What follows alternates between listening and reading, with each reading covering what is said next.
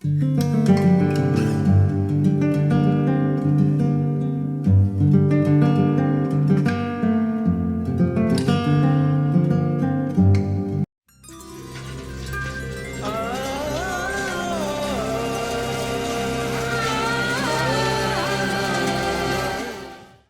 12th part is called Ecstatic Krishna and shows the bliss of unification.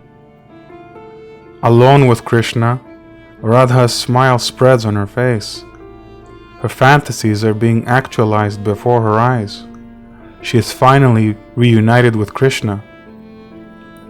The anticipation, the hesitation, and the imposition of abandonment, all symptoms of the mind's activity, they're all gone.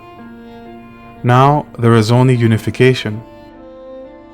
When her friends had gone, smiles spread on Radha's lips, while love's deep fantasies struggled with her modesty. After a long journey, the traveler smiles, seeing his destination. The struggle is coming to an end, and there will be time to rest and recover. Pursuing Krishna, we transform ourselves into new beings who carry with them their learned experience. I stroke your foot with my lotus hand. You have come far. Set your golden anklet on my bed like the sun. In Krishna's presence, we are not humiliated like slaves before a king, but rather we feel esteemed and honored, as if Krishna is humbling himself like a lover towards his beloved. Leave lotus footprints on my bed of tender shoots, loving Radha. Let my place be ravaged by your tender feet. Krishna promises to love Radha the way she wants. She accepts and invites him to fulfill his promises of love. She wants to be celebrated and valued by Krishna. In divine unification, our journey is celebrated. Unification with Krishna does not dismiss and reduce our struggles and achievements. Krishna shares with us his understanding of love. It is a love that shows compassion to our failures, a love that glorifies our achievements. At the end of the journey, we value our learned experience as precious. She welcomes the union, and Krishna is happy to give it to her. My beautiful loins are a deep cavern to take the thrust of love. Cover them with jeweled girdles, cloths, and ornaments, Krishna. She asks him to honor her, to defend her, to care for her, to devote himself to her, to revere her, and to worship her. Krishna does as she requests. There is no fear in Krishna's presence. My ears reflect the restless gleam of doe eyes, graceful Lord. Hang earrings on their magic circles to form snares for love. The promise of Krishna's seduction is one that pushes us towards goodness. The fulfillment of Krishna's seduction is one that makes us see the goodness in everything. Everything grows and improves. Whatever decays will be reborn and grow again. Jayadeva hero, your hand is cooler than sandal balm on my breast. Paint a leaf designed with deer musk here on love's ritual vessel, she told the joyful Yadu hero, playing to delight her heart. Radha's heart is yearning for bliss. This great joy transforms her. She becomes stronger and braver than who she was. Shame is removed. There is no guilt and dismissals in Krishna's presence. There is only beauty and attraction. We yearn to absorb this beauty and attraction because we are seduced by Krishna's promise. He will let us have the bliss of unification. Paint a leaf on my breasts, put color on my cheeks, lay a girdle on my hips, twine my heavy braid with flowers, fix rows of bangles on my hands, and jeweled anklets on my feet. Her yellow-robed lover did what Radha said. We gain a new confidence by unification with Krishna.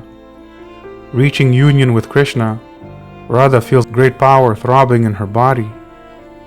In Radha's empowerment, Krishna is pleased in raising her to his status. Tasting unification with Krishna, the individual soul discovers its boldness and courage. Radha initiates the lovemaking. Krishna allows himself to be taken in the games of love. Radha gains control, and as a being of power, she can make and give love. It is this that is the mystery of the Gita Govinda, that ultimately we have the power to share joy and love with everything.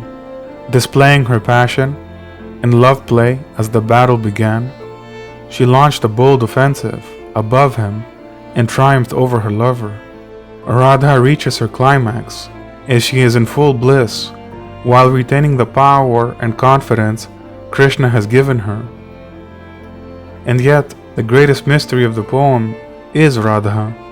Who is she that Krishna falls at her feet and worships her? As Krishna is Vishnu, Radha is Lakshmi. She is the goddess of fortune. She is Krishna's Shakti, his power. This energy is present in all of us, and through the tender play of seduction, of separation, of anticipation, and of reunification, that power comes to the surface, and we can push fear and doubt away. We can end suffering and humiliation for ourselves and for other suffering souls. Then, as he idled after passionate love, Radha, wanting him to ornament her, freely told her lover, secure in her power over him. In divine unification, we desire to experience all that is lovely and beautiful in the world.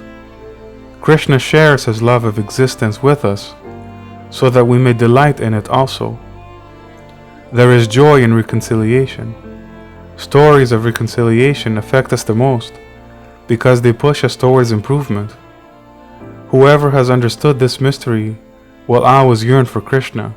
The Gita Govinda contains learned experience that we can all relate to, guiding us by pointing to what we have already experienced. The truth is in what we know already. His musical skill, his meditation on Vishnu, his vision of reality in the erotic mood, his graceful play in these poems, all show that master poet Jayadeva's soul is in perfect tune with Krishna. Let blissful men of wisdom purify the world by singing the Gita Govinda. Love of Krishna, which begins with the fear created from separation, transforms itself into yearning and anticipation, and does not become humiliation once it is achieved. United with Krishna's lovely presence, we see the world as if we are Krishna, and we know, as a learned experience, that we have the power to cause attraction and seduction to everyone and everything. We have the power to redeem ourselves and others, and experience bliss here and now, forever. Offer your lips nectar to revive a dying slave, Radha. His obsessed mind and listless body burn in love's desolation. Narayana is faithful now. Love me, Radhika.